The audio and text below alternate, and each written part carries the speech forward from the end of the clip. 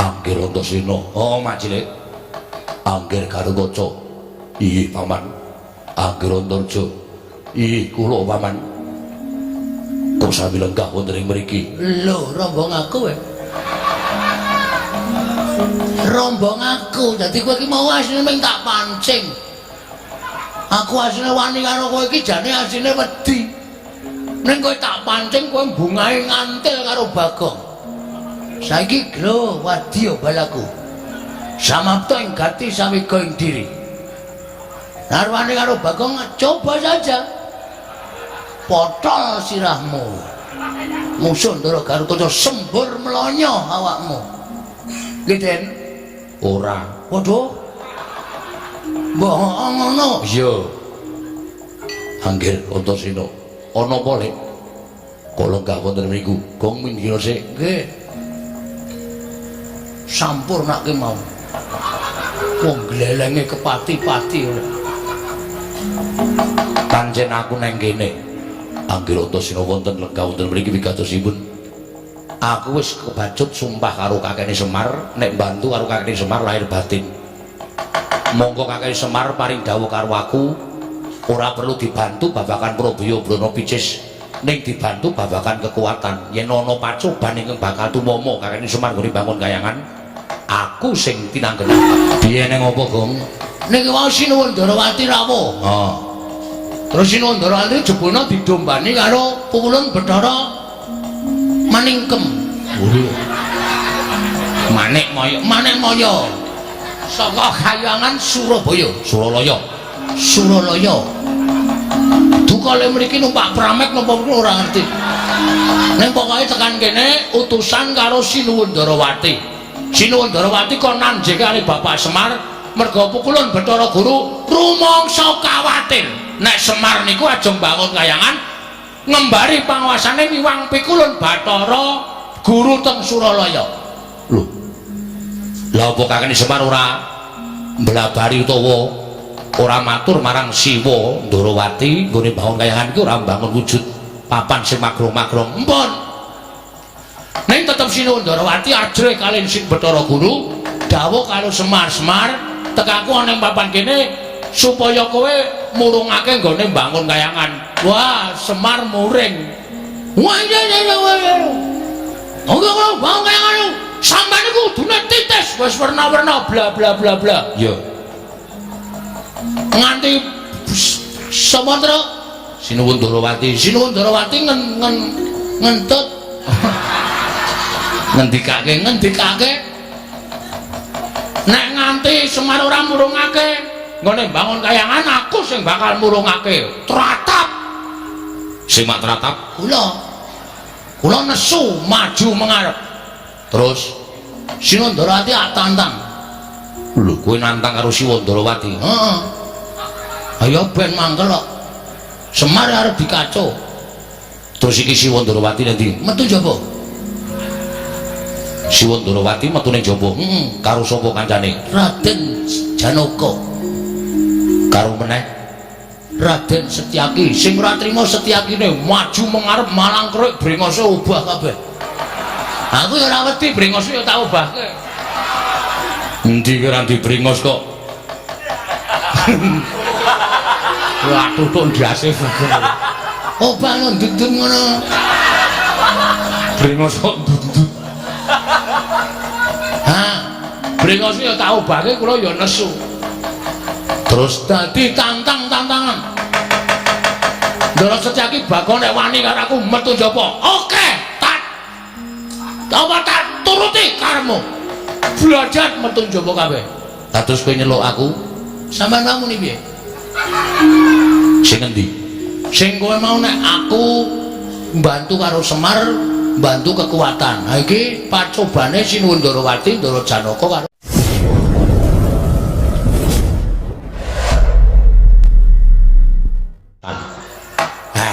Kok mboten nyono-nyono? Kula ora ngimpi apa-apa lah kok papan kula kerawan para her-her, para priagung-priagung. Waduh.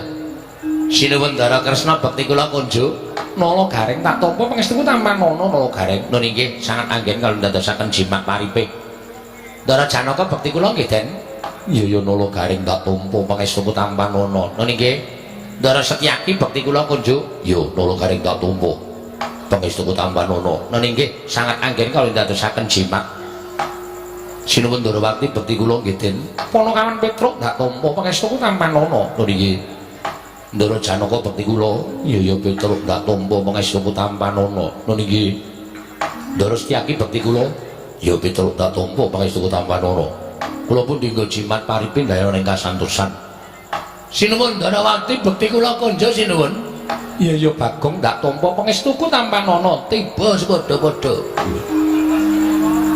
kok ora basa iki to anu apa kula pun dinggo jimat paripe lali aku Ndara Janaka bekti kula konjo iya ya Bagong ndak tampa pangestu tampanono kula pun dinggo jimat Ndara Setyaki bekti kula konjo iya Bagong ndak tampa pangestu tampanono padha-padha le gedhe ning beda ya Tru apane suarane Ndara Janaka karo Ndara Setyaki nek Ndara Janaka ki loro iya ya Bagong ndak tampa pangestu tampanono nek Ndara Setyaki ki gedhe ning cantas heeh ayo pambegane dhewe-dhewe watake dhewe-dhewe enten apa Gus rawuh enten Karang Kadempel Kakang Semar sepisan tilik marang karajaning Kakang Nayantaka ndungkap angka 2 satemene ana pitakonan ing bakal ndaturake marang Kakang Semar Badranaya dawuh napa kabar sumebar warata yen dina samangka Kakang Semar bakal ngayati jejiban ya kuwi bakal bangun kayangan nalika semono ndak anggap yen to apa yang dadi penjangkaning Kakang Semar kuwi penjangka ingkang lumrah nanging bareng ndak gelar ndak gulung ndak titi priksa ingkang kanthi permati jebul tinemune apa ingkang bakal mbok tindakake mau satemene bakal gawe geger jagat saisine mangke riyen kok gawe geger jagat saisine perkawisipun Kakang Semar Yunadyan Kakang Semar kuwi sarta para kawula kabeh kuwi ngerti ento Kakang Semar kuwi titis sing Sang Hyang Bathara Ismaya. Kakang Semar kuwi titis dewa, nanging rak ya aja kaya ngono ingkang mbok tindakake. Tumuli Kakang Semar bakal nindakake bangun kayangan ingkang ateges. Kakang Semar bakal ngembari marang panguwasaning para dewa sarana bakal bangun kayangan ana ing Karang Kadempel. Mula ora jenemukal yen to dadi runtiking penggaling Sang Hyang Pikulun Manikmaya. Ing nalika semana Hunyang Madyapada prapta ning negari Ndarawati dawuh kelawan nata ing Ndarawati supaya ngelekake sarta ngemutake marang Kakang Semar Badranaya aja nganti kebancut nggonmu bakal bangun kayangan merga Sang Hyang Bathara Guru ya Hyang Pikulun Manikmaya dadi kuwatir ing penggalih merga rumangsa yen to Kayiwangan Suralaya bakal dikembari dening panguwasaning Kakang Semar Badranaya lah kleru Manikmaya kok mboten melu mriki niku pripun? Guru kok mboten melu mriki? Muridé rung teka kok. Kowe menengo tak tutuk gundulmu modar. Guru ki maksude Bathara Guru. Oh, tak kira nek guru SD. Guru kok mboten tekan mriki pripun? Lah nek pancen guru niku rumangsane kaya arep dikembari karo panguwasane merga Semar bangun kayangan. Kudune nanjeke dhewe ten mriki. Ora kok utusan Sinuwun Ndarawati mengke ndak seling surup mengke ndak kleru nek kula matur karo sampeyan akeh-akeh sing kula aturke mengko sampeyan ling ngaturke kalawan Hyang Pikulun Bathara Guru mboten padha kali sing kula omongke mengke ana sebutan dandang dikandhake kuntul-kuntul dikandhake dandang witing perkara janjane kabeh ing dumadi wonten jagat niku merga perkara seling surup kaya ngeten iki. Mula nek kepengin Bathara Guru niku ngerti sejatine apa to karepe Semar niku mangaturi tindak mriki guru ken tekan mriki kula kandhanane kula jerenge groboke Manikmaya supaya ngerti karepe Semar ora kok utusan karo Nata Ndarawati niku jegese guru niku mboten wani adu arep karo Semar merga kula sing duwe penjangka bangun kayangan ngoten. Terus tutusan kali Sinuwun Ndarawati. Terus karepe pripun? Karepe guru pripun? Aku napa pengendikane Hyang Pikulun Bathara Guru dina samengko Kyai Semar utawa Kakang Semar Badranaya kinen murungake nggone bangun kayangan. Nek kula ken murungke kula ora iso. Kula ora gelem murungke bangun kayangan. Merga guru ora ngerti apa to wigatine nggen kula bangun kayangan. Coba aku tak ngerti wigatine apa. Wigatine ora kok perkara kula niku pengen bangun kayangan papan sing magrong-magrong kaya kayangan Suralaya sing dumadi saka Jamrud Hergeni Mas Mutiara niku mboten. Kayangan niku papan sing becik, kayangan niku papan sing apik. Wonten kayangan mriku mboten wonten rasa memungsuhan, ora ana rasa regejegan. Anane mung ayem tentrem, macinamatan daya dinayan. Uripe yen abot padha dipikul, yen enteng padha dicangking. Niku wong urip enten kayangan mriku. Mula kula kepengin bangun kayangan. Ngamarta niku embane kaya kayangan. Uripe para kawula embane kaya urip enten kayangan. Mboten kok kula kepengin bangun kayangan wujud papan sing magrong-magrong. Sampeyan niku pripun to, Den? Titis Wisnu kok mboten tanggap sasmita niku pripun?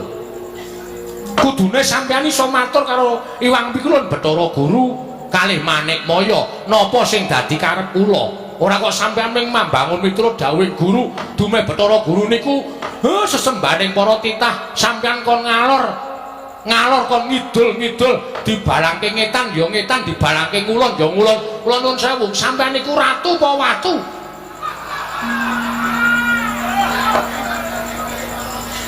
Watu. Gong.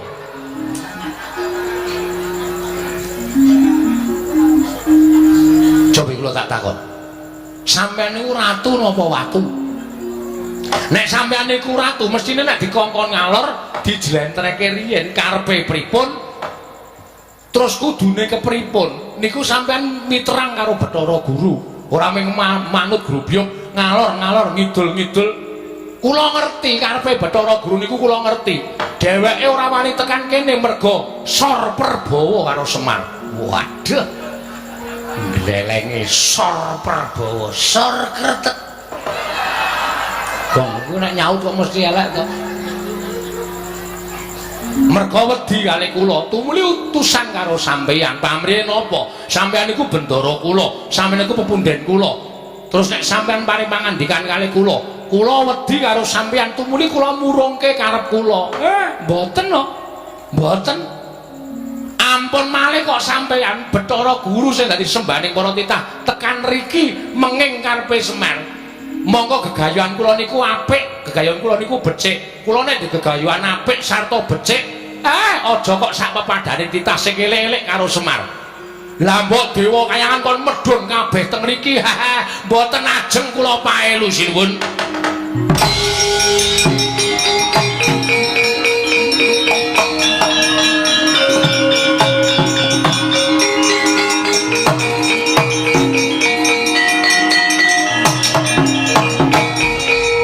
Pasaniku Bathara wayah tur jagat. Dadi ngono to karepane nggih Semar Badranaya. Yen ngono wis ora ana tandha tresnamu karo Natandrawati. Yen ngono wis ora ana tandha ngabekti ning Semar Badranaya kawan nata ing Darawati. Aku kuwi sesembahmu. Aku pepundenmu Semar. Ing lumrahe kowe mesti mbangun miturut kalan pepundenmu. Lumrahe kowe mbangun miturut kalan nata ing Darawati. Nanging sengguh temen ucapmu kemewat kowe ngregem jimat. Kaya rumangsa wis bisa ngakahi jagat. Yen ngono tak tentokake yen to Semar Badranaya wis ora manut karo Ratu Darawati. Yen ngono yen Kakang Semar ora gelem murungake nggone bangun kayangan, apa aku yang bakal murungake Kakang Semar nggone bakal bangun kayangan. Nadyan kudu kepiye carane rawe-rawe rantas malang-malang bakal tak putung Kakang Semar Badranaya.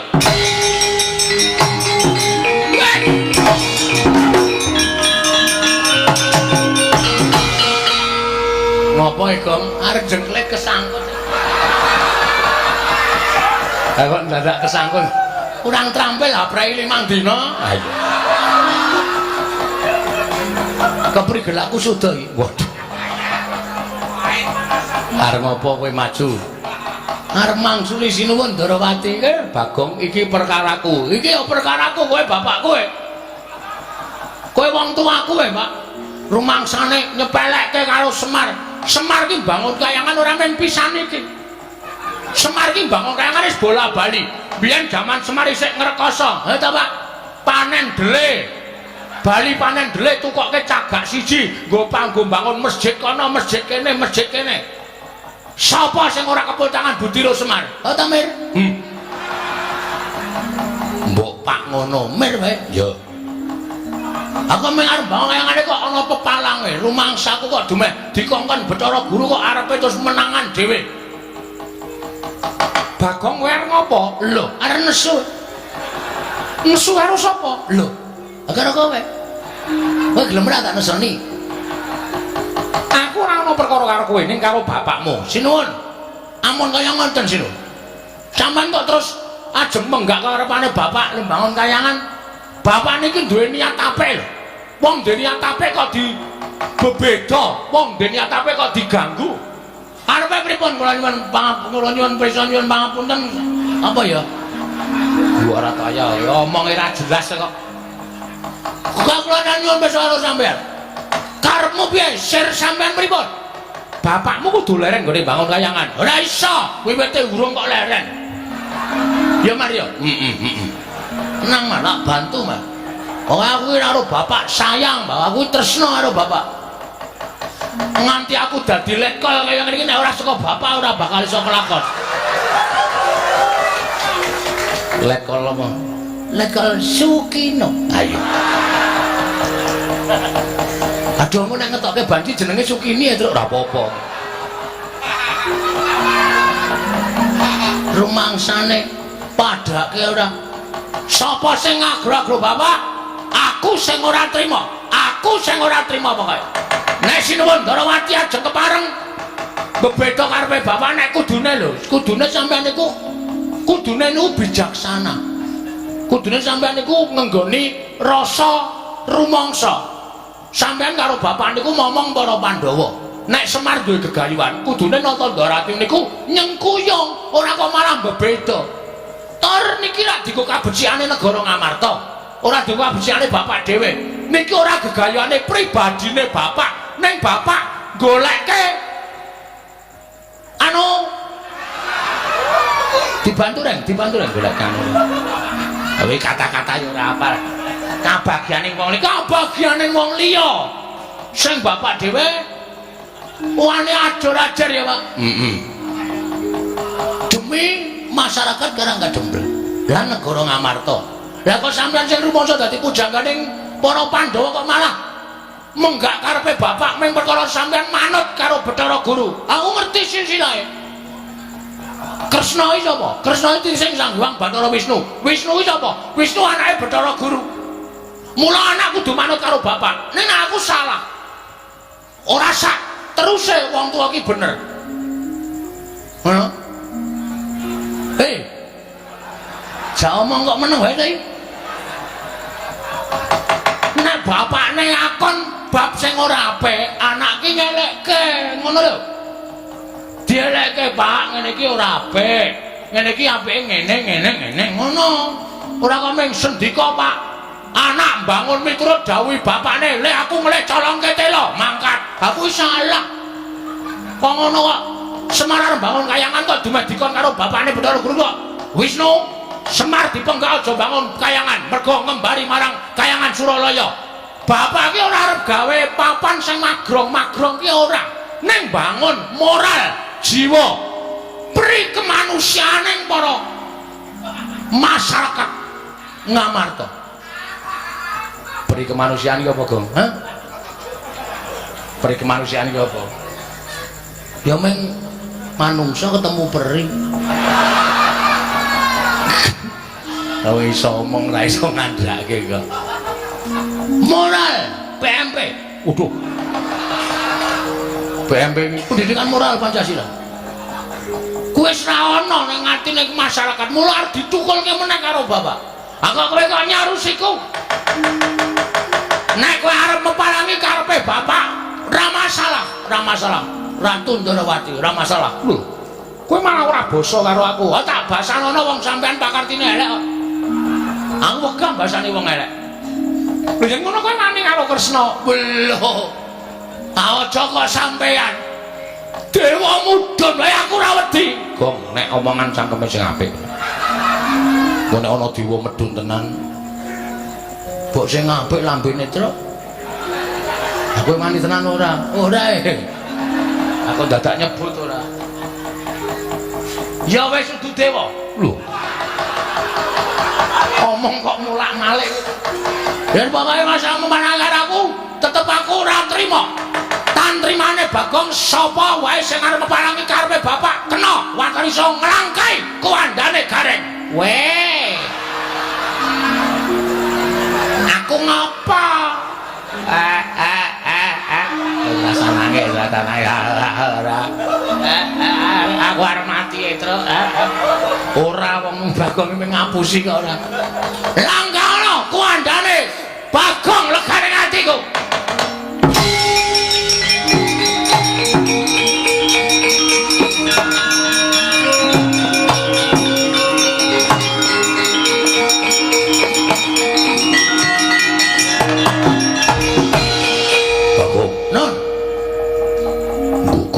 Dewi Panus maning jajaran kowe wani gendak sikara kowe wani nyuwara elek karo Kanjeng Prabu Ndorowati kowe nyawang ora aku sapa lho iki piye ta iki sone iki nek dapukane ra apal takon sutradarane kok takon aku sapa lha kowe iki sencaki wong kok ora ngerti karo dapukane aku sapa Senopati Ndorowati sapa sing wani karo Bapak Prabu Ndorowati tandinge Setyaki. Yen ngono kowe wani karo Setyaki. Nun sewu nggih Mas. Ratu Gustimu wis tak tantang apa meneh ming sak ngisore. Kowe iki Senopati, kowe iki sak ngisore ratu. Jelas wedi aku. Lho iki jelas wani aku ora ana wedine Bagonge ora wedi karo sapa. Yen ngono wani karo Setyaki sing tak wedeni apamu? Metu jaba. Piye? Metu njaba. Gong tak tutuk sirahmu kowe. Iki peresmian masjid ora clemongan cangkeme. Aku kan metu njaba. Gelem ora gelem ya. Sasake apa. Terserah lah pokoke. Manut aku pokoke. Metu njaba metu apa? Ayo legandang dene metu njaba tututi aten caki.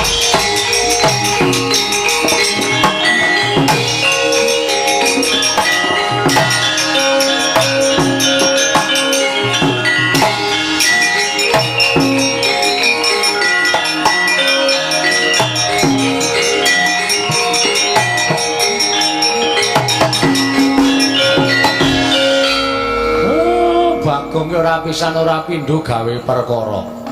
Aku gah nek kon ngewangi perang musuh Ndara Sencaki. Aku gah kok nek kon ngewangi perang musuh Ndara Sencaki gawe wong ampuh. Ora usah do melu-melu. Tak lakonane dhewe. Kowe kalah.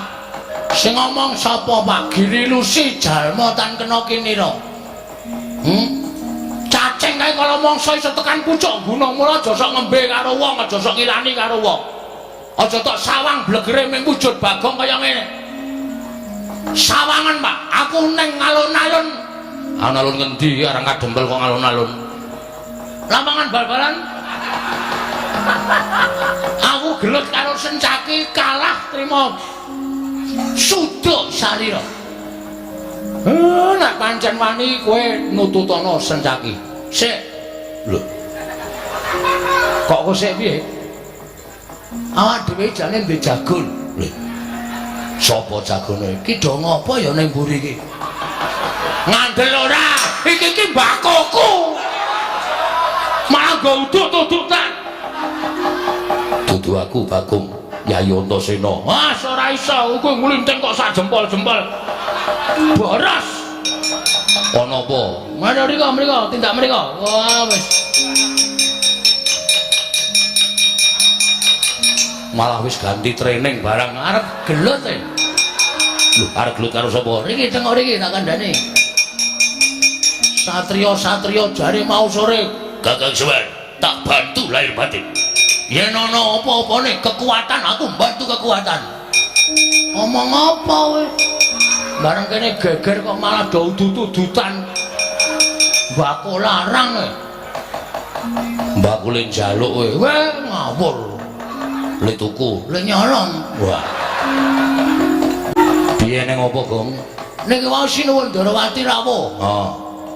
Terus Sinuwun Darawati jebulna didombani karo Pukulun Bathara Maningkem. Manik Maya. Saka Kahyangan Surabaya. Suralaya. Dukale mriki numpak pramek napa ora ngerti. Ning pokoke tekan kene utusan karo Sinuwun Darawati.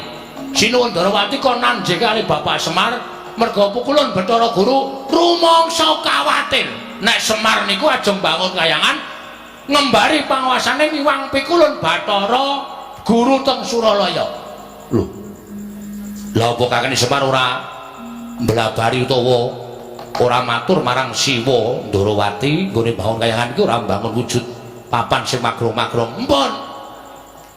Ning tetep Sinuwun Darawati ajre kalih Sing Bathara Guru dawuh karo Semar tekaku ana ing papan kene supaya kowe murungake nggone bangun kayangan. Wah, Semar muring. Wah, ya. Oke, kalau bangun kayangan sampeyan niku kudune titis wis werna-werna bla bla bla bla. Ya. Nganti samatra Sinuwun Darawati ngentut ngendikake nek nganti Semar ora murungake nggone bangun kayangan aku sing bakal murungake tratap sing mak tratap kula nesu maju mengarep terus Sinuwun Darawati tantang lho kowe nantang karo Siwa Darawati heeh ayo ben mangkel kok Semar arep dikaco terus iki Siwa Darawati nanti metu jaba Siwa Darawati metu ning jaba karo sapa kancane Raden Janaka karo meneh Raden Setyaki sing ora trima Setyakine maju mengarep malang kruk brengose obah kabeh. Aku ya ora wedi brengose ya tak obahke. Endi ora dibrengos kok Wah tutuk ndase bener. Obah no ndudun ngono. brengos kok ndut Ha, brengose ya tak obahke kula ya nesu. Terus dadi tantang-tantangan. Ndara Setyaki bakal nek wani karo aku metu njaba. Oke, tak. Apa tak turuti karepmu. Belajar metu njaba kabeh. terus kowe nyeluk aku Sampeyan muni piye? sing endi Sing kowe mau nek aku mbantu karo Semar, mbantu kekuatan. Ha iki pacobane Sinuwun Darawati, Ndara Janaka karo Ndara Setyaki. Saiki ngene. Ndara Antasena, Ndara Garkaca, Ndara Antarja tak du karo Ndara Setyaki karo Sinuwun Kresna wani apa ora? nek entuk paliyane bapakmu aku wani nek bapakmu ngelilani aku wani Men, omong men. setan tenan kok kowe Pancen setan tenan lho kowe kok yo. Aku to men. Dudu kae ora wani ngono iki. Tak kira nek lho mripatmu rada kira. Tiru-tiru gareng kok. Wis. Aja disenggol gareng kok ndak nangis ora.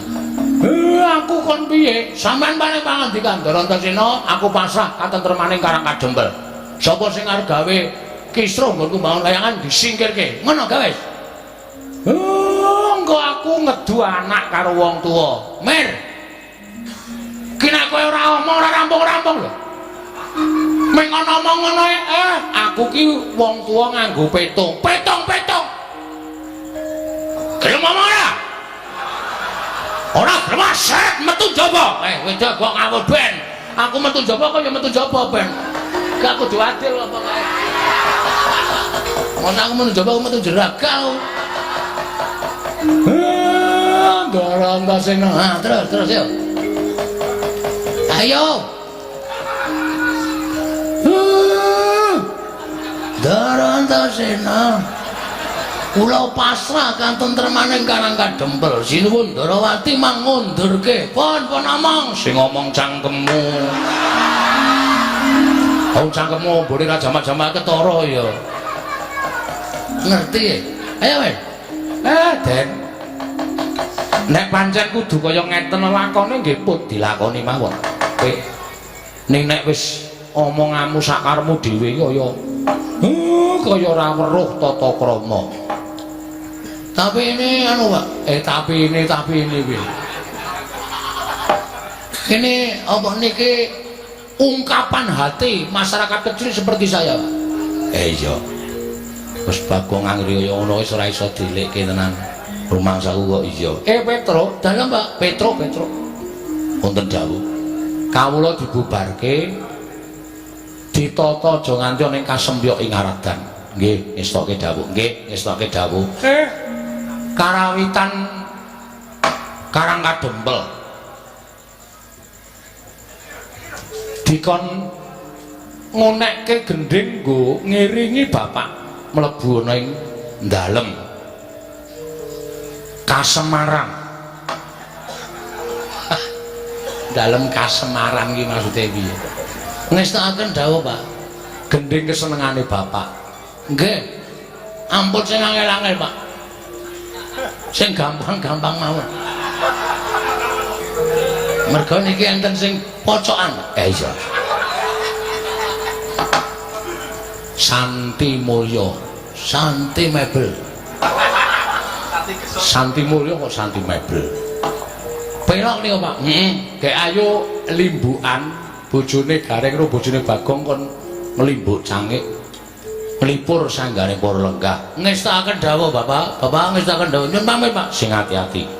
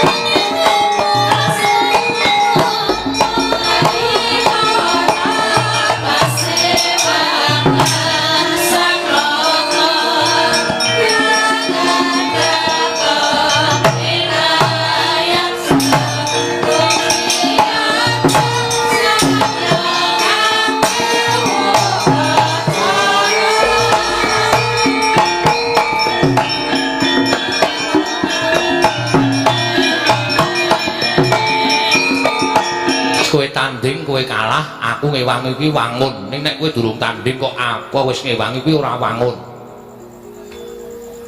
Mengke ya nek kula meng kalah, nek modar ora usah kuwatir tak uripke. Nganggo napa? Nganggo banyu sumut kuwi iki. Ki nek diperes metu banyune bisa nggo nambani wong loro nguripke wong tekaning pati. Yakin? Ya. Ora ngapusi lho iki. Ora. Anakku jek cilik-cilik lho. Iya.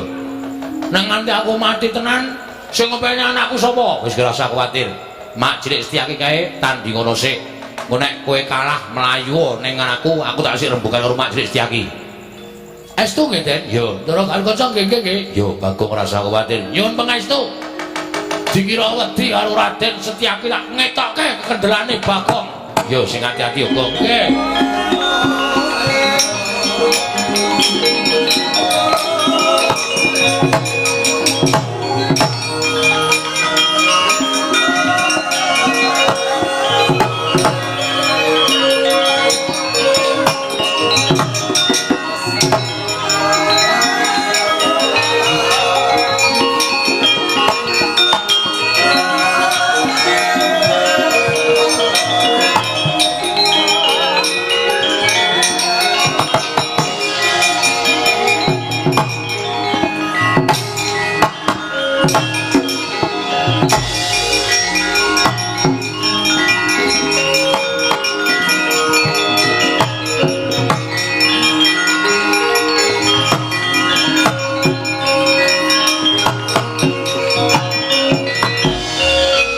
Nututi lamun gatototan lamun mangsa prawira tiktaya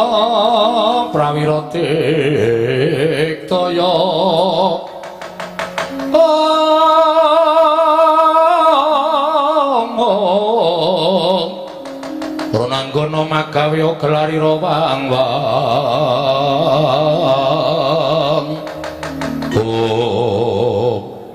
Bagong. non Kok malah ucul klambi nyandang nganggo kathok abang. iki sandangane wong gelut.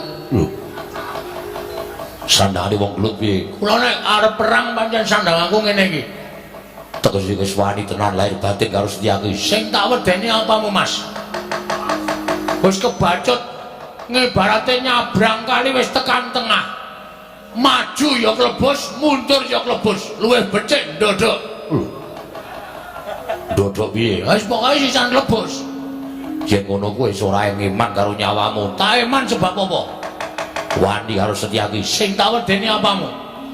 Kowe mbantu Sinuwun Darawati, aku mbantu karo bapak. Semono uga sampean senopati ning Darawati. Nek ratu Gustimu diganggu karo wong, sampean mesti ora trima. Padha karo aku. Bapak nek diganggu karo wong, Bagong ya ora trima. Bagong ki anake Semar. Semar ki wong tuaku kok.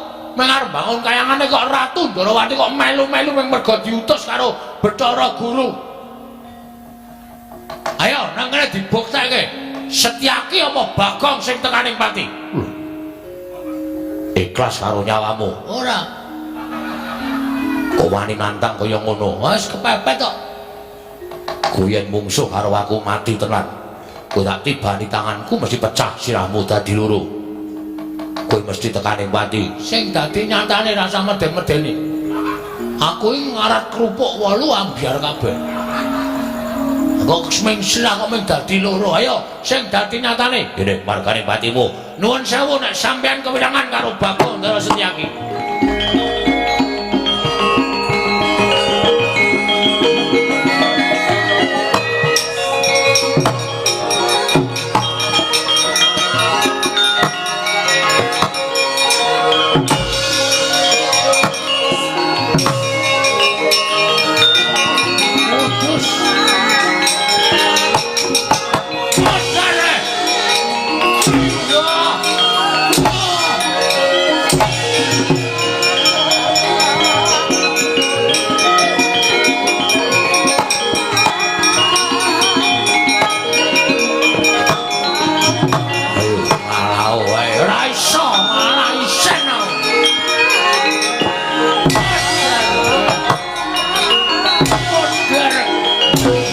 Girontorjo. Ih, kula paman.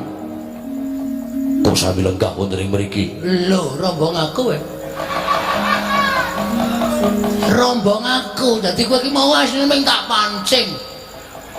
Aku asline wani karo kowe iki jane asline wedi. Ning kowe tak pancing kowe bungahe ngantil karo Bagong. Saiki glo wedi yo balaku. Samapta ing gati sawiga ing diri. Narwani karo Bagong coba saja. Potol sirahmu. musuh Ndara Garutojo sembur melonyo awakmu nggih Den ora waduh mbok ngono iya Anggir Antasena ana apa Lek kala gak wonten mriku gong minggir sik nggih sampurnake mau wong glelenge kepati-pati pancen aku nang kene Anggir Antasena wonten lenggah wonten mriki wigatosipun aku wis kebacut sumpah karo kakene Semar nek bantu karo kakene Semar lahir batin monggo kakene Semar paring dawuh karo aku ora perlu dibantu babakan Prabaya Brana Picis ning dibantu babakan kekuatan yen ana pacoban ingkang bakal tumomo kakene Semar nggone bangun kayangan aku sing tinanggenah supaya nyingkirke pacoban mau monggo Bagong matur karo aku nek Siwa Ndarawati dibantu Mak Cilik Setyaki bakal jugarake Kakang Semar nggone bakal bangun kayangan bener apa ora ya ngaku barang sing nakoni Antasena kok plendas-plendus kowe mau sing nakoni aku glelenge raja malu Bagong pecah siramu dadekke loro wonge papat kok mung dadekke loro nek ora oman piye iki pancen jatosipun ngaten nggih Lek gandeng aku wis sago karo kakekne Semar mongko aku ki jiwaning satriya nek nglencati apa sing dadi sumpahku aku bakal nampa hukum saka sing gawe jagat mula nek Lek Setyaki Paman Setyaki arep gawe rusak Karang Kadempel luwih-luwih jugarake kakekne Semar nggone bangun kayangan mungsuhe dudu sapa-sapa ning aku Kakang Garukoco Kakang Antarja digawe rame ya gelem dirembuk sing apik-apik ya gelem Odar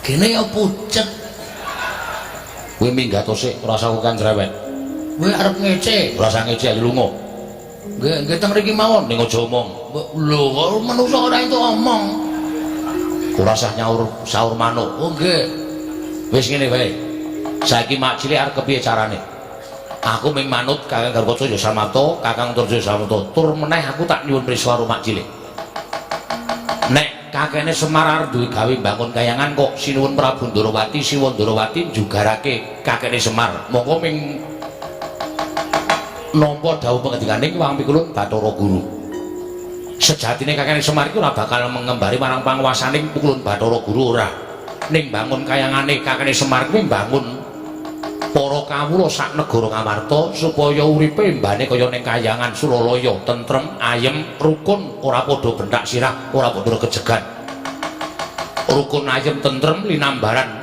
manembah marang panguwasaning Gusti kang akarya jagat anut kapercayane dhewe-dhewe kuwi karepe kakene Semar supaya uripe kawula sak negara Ngamarta ki padha macinamatan daya dinayan ora ana rasa mungsuhan siji lan sijine kabeh padha sayo rukun tembayatan manunggal siji ngangkat praja negara Ngamarta supaya mujudake negara ingkang kuncara hanjayeng bawana coba aturku kaya mengkono mau pikiran salah apa bener nek Wang Pikulun Bathara Guru kok pareng jugarake kakekne Semar nggone bangun kayangan miturut Mak Cilik Setyaki bener apa salah monggo niate kakekne Semar ora bakal ngembari marang panguwasane Wang Pikulun Jagat Girinata ya Wang Pikulun Jatimurti Antasena wis saguh dadi bedengi kakekne Semar nek pancen Mak Cilik Setyaki tetep bakal mbantu karo Siwa Ndarawati Pikulun Bathara Guru ya wis nuwun sewu nek kepeksa sampeyan diwaneni karo anak-anak sampeyan dhewe diwaneni karo anakmu ora ndugu mbolo diwaneni karo Kakang Garukoco diwaneni karo Kakang Antarja aku njaluk ngapura nek aku wani karo Mak Cilik Setyaki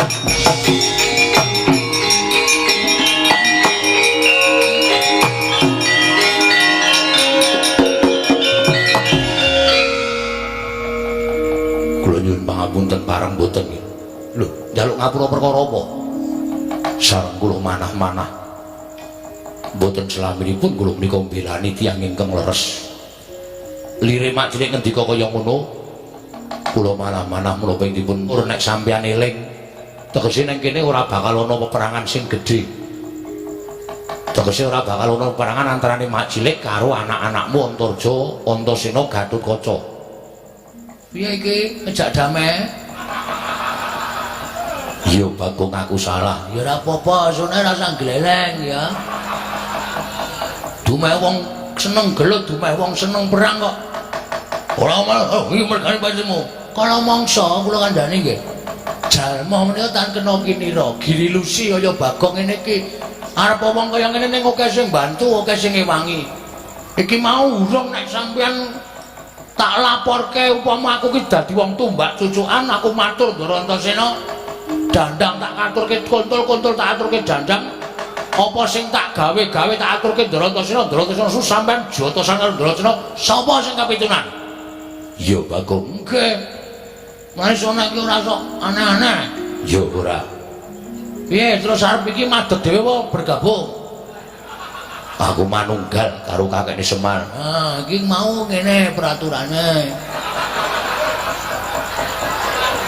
Peraturan apa? Ana peraturan iki mlebu anggota bangun kayangan iki ora sak penake. Ana peraturane. Peraturane piye? Syarate iki mau Ndara Antasena, Ndara Karkaca ya maringi aku. Menehi apa? Lho, tiket bergabung. Apa iya? Aja seru-seru. Piro? Mano cahe kelase? Paling sithik 350. Yo aku dadi siji. Yo tak bayar kenceng. Nah, tetep saiki wis dadi ditulis sebagai anggota Linmas Karang Kadempel. Yo Bagong, Boleh bergabung.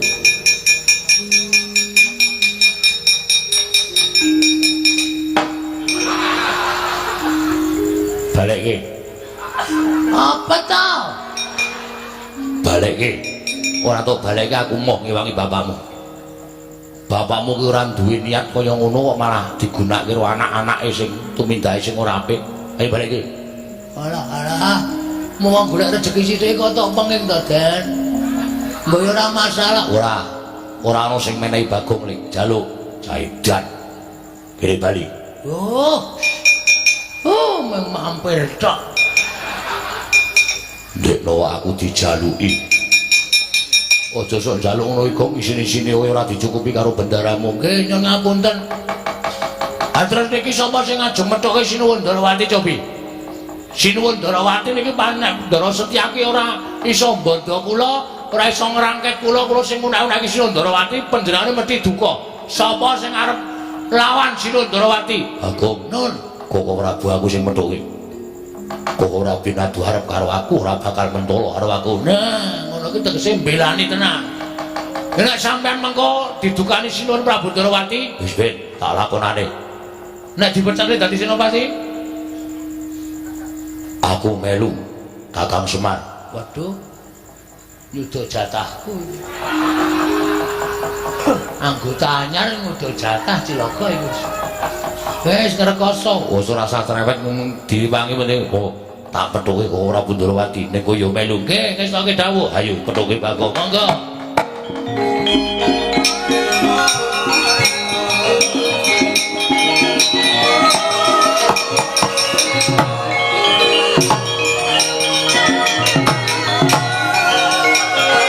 Iku Bagong Setyaki. Mboten dawuh.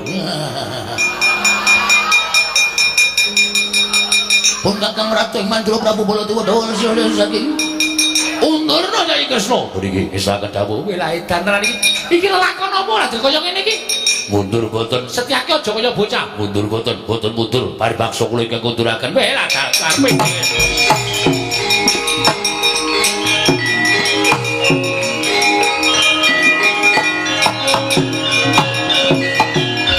Oh ya jagat Dewa Bathara. Ya kaya ngono kuwi Dimas. Ya kaya ngono kuwi sing tak arepake. Si Adi kudu bantu lawan pun Kakang Yayi.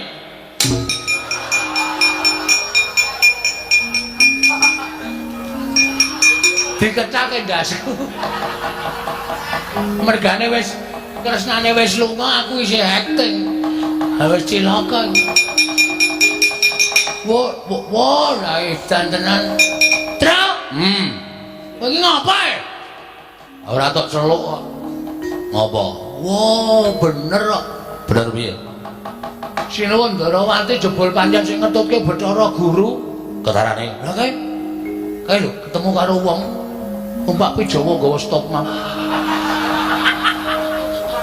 Iki Umar Bakri wudu. Bathara Guru kok Umar Bakri. Bathara Guru ki dewa ning kayangan. Ha, tangane papat. Heeh. Ah, kae gelo. Gelo, burine ana kaya wewe. Endi? Wo, Betari Durga lho, Agong. Wah, iki mesti setan godol mayit barang do melu-melu arep jugarke bapak. Lapor karo Ndara-ndara terus. Ya.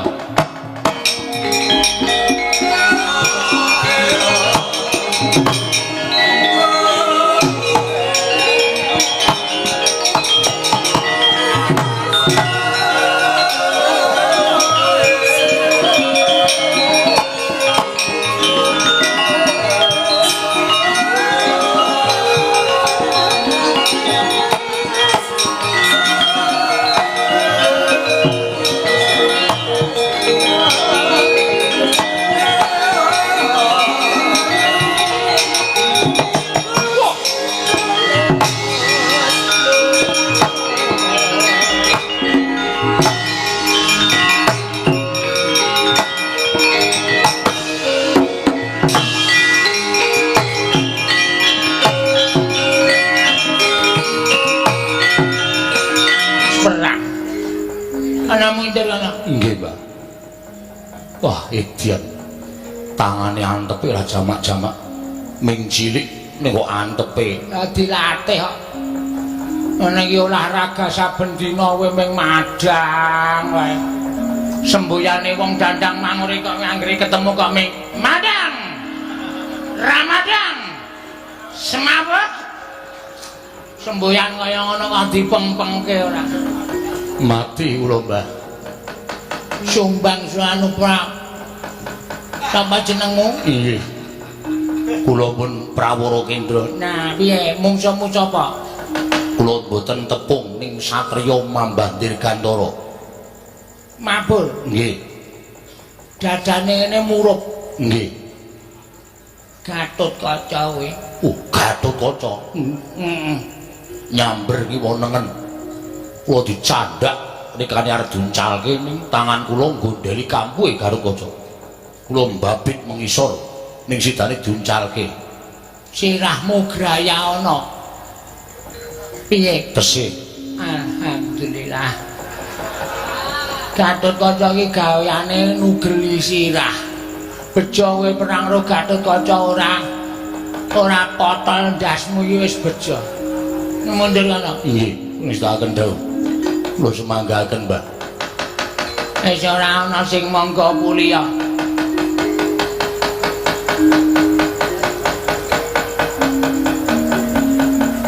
Sampai iki prajurit sing arep maju. Yang lewat aku kelingan dubur kae. Biyen tak goleren, hai ayo. Sukini nggih, Mbak. Kowe arep perang apa piye? Ya ampun, Mbak, arep wayang kaya ngene iki dijaluki karo sing nanggap lho, Mbak. Kowe kuwi nggih. Pokoke Sukini kudu metu. Nek ra metu piye carane supaya iso metu? Ngoten lho, Mbak. Termasuk bintang. Oh, iya deh. Arep maju mungsuh karang kadempel. Jarene sing maju mantasaning para satriya gegeduking para prajurit. Terus, Mbak. Raden Sentyaki, Raden Gatotkaca, Raden Antasena, Raden Antarja. Ya ampun. Masih muda semuanya. Iya. Aha. Itu obat buat gue. Ana maju ana. Iso ngalahke wong-wong sing belani Semar kowe entuk ganjaran. Oke, Mbak. Ning nek kalah ditugel gulumu. Aduh. Ya ampun. Guluming sithik kok ditugel to, Mbak. Guys, pokoke mangkat aja kesuwen. Amo Suramarata Jaya Marata imbang yen padha-padha. Raden Setyaki, Raden Gatotkaca, Raden sapa Mbak? Antarja, Raden Antasena, 1 2 3 4 maju bareng. Tak muah. Kelakon tele. Kebablasan tele kelakon tele ade kebablasan minggir Mbak kula serang kepengen perang lho Mbak iya wis maju kana ya ampun Mbak iki kok dipotong masa karingan sing ora grek pero siras budak kaya ngene iki sirah budak gak ida itu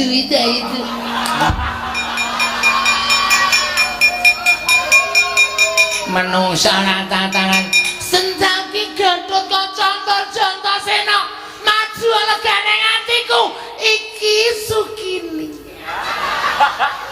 nek bengi Sukini nek awan Sukino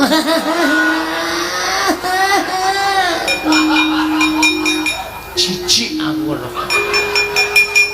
wong kaya dikae urip candha tak sebul dadi apa kandamu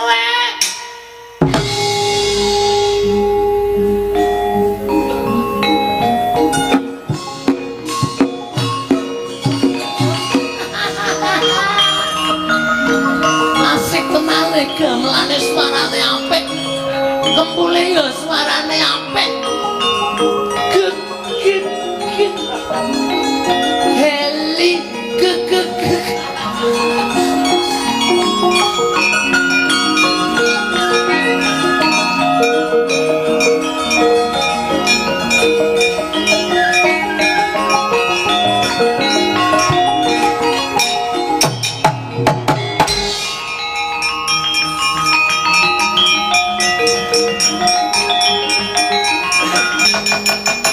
tangga teparo kula sing maune rukun do gelut dhewe-dhewe. Wong wedok do bengok-bengok jerit-jerit wah kaya wong kang supan. Malandara Setyaki kali Ndara Gatotkaca sami gelut piyambak-piyambak kaya ngoten nika pripun kanane niki nek boten sampeyan tumindak geger karang kadempel. Weh lha dalah.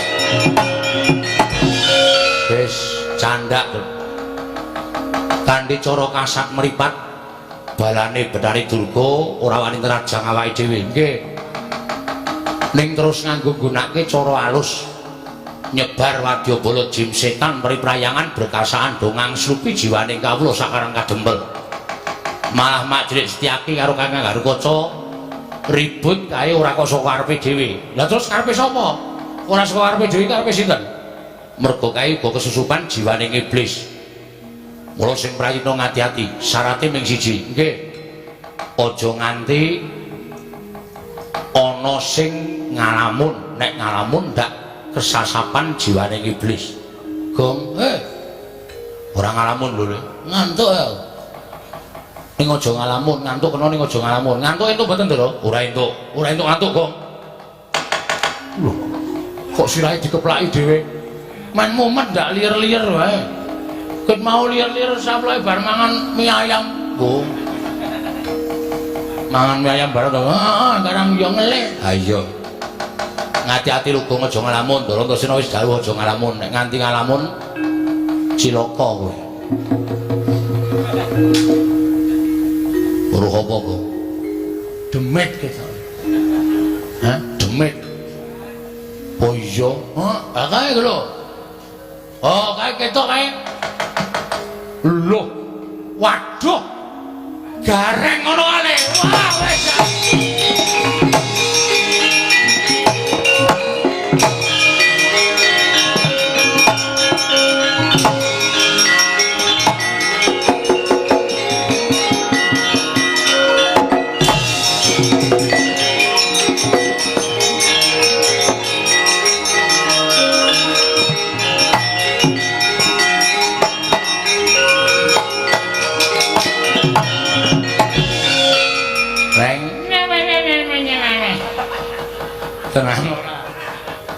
Kang Supan kok. Tumeti Kang Supan anu iki demit bayi iki. Kering somong. Ayo metu. Metu saka ragane kakangku. Metu. Metu. Gonge. Jarine wong tuwa mbiyen, demit ki wedine diuser-useri barange wong. Tenane? Heeh. Oke. Wis sabar. Ngono aku wae, Tru. Iya. Aku sing wis seminggu ra adus. Iya. Tak usah-usahane ya. Iya. Nah. Hei. Oh, sorry. Oh, kebacut mambu kok.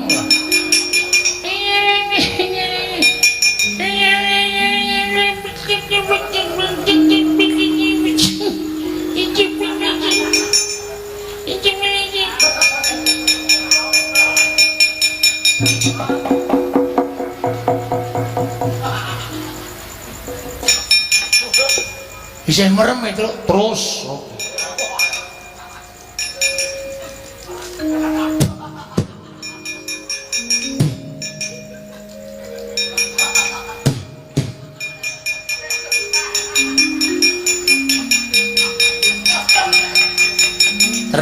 Terus. Wis paras barang isih dipopoki. Aedan ora. Wis akhire kene tak lampi kene kok dadi templek ning rai barang. Aedan ora. Matur Bapak Tru. Yo.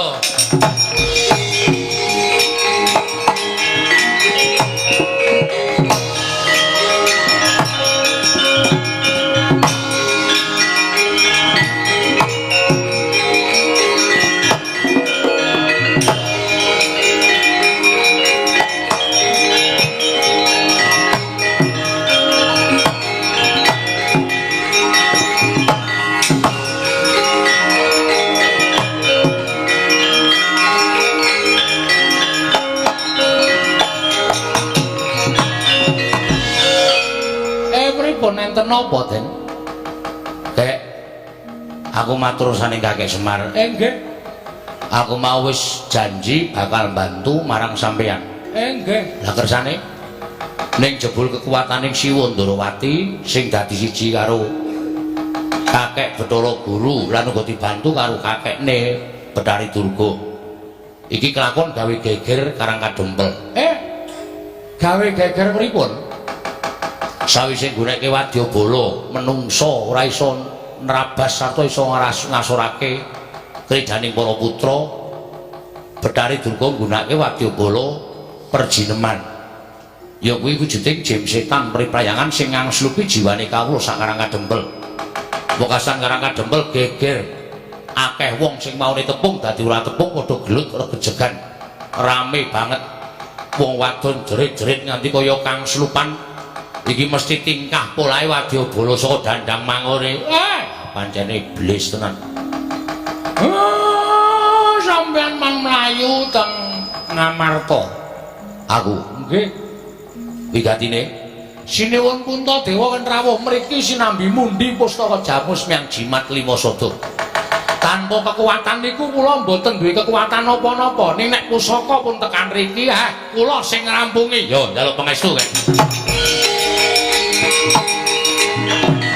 Menapa mboten mangke kelingseman krana badhe kadenangan bilih kula lan paduka Kanjeng Prabu tumuli nimbrung wonten telenging Karang Kadempel. Monggo nyatanipun Kakang Semar menika sampun apal kaliyan paduka Kanjeng Prabu miwah sampun apal kaliyan ingkang ngrayipun Janaka. Sanane aja wujud nata Ndarawati kepareng paduka. Ayo derek napa Kakang salin wujud. Aja wujud nata Ndarawati sawawi Koko Prabu kula derekaken.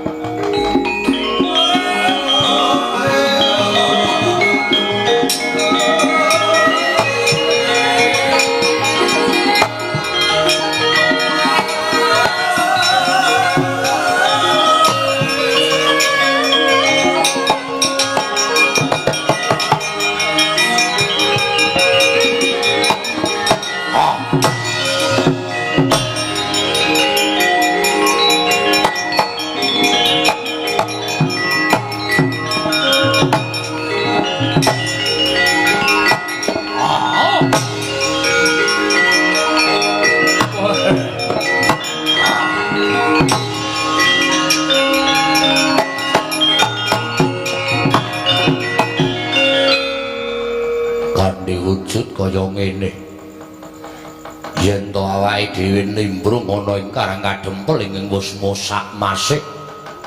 Merga kawulane wis digawe mingker kiblate karo Iwang Pikulun Pandya Betari Durga ora bakal kadrangan Yai. Kok ora Bu? Ingkang rai namung derek kersa paduka Kanjeng Koko Prabu hayo dibudhalake. Nimbrung gawe geger Karang Kadempel aja nganti monggo yen to kapirsanan dening Iwang Pikulun jagat Girinata kowe karo pun Kakang ora tanggung jawab ora nyambut gawe monggo kula dherekaken Kakang Prabu.